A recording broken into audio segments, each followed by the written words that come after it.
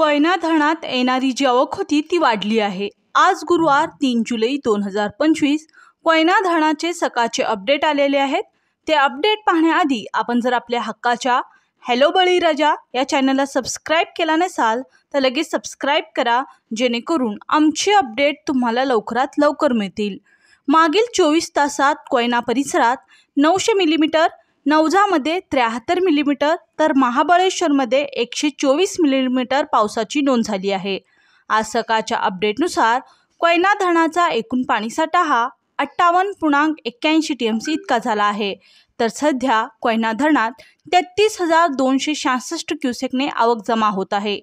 काल ही आवक 28,179 क्युसेक इतकी होती। आज सकाळच्या अपडेटनुसार कोयना धरण 55.88% भरलेला आहे। सध्या कोयना धरणातून 1050 क्युसेकचा विसर्ग सुरू आहे। दुसरीकडे कन्हेर धरणामधून आज दुपारी विसर्गात वाढ करण्यात येणार आहे।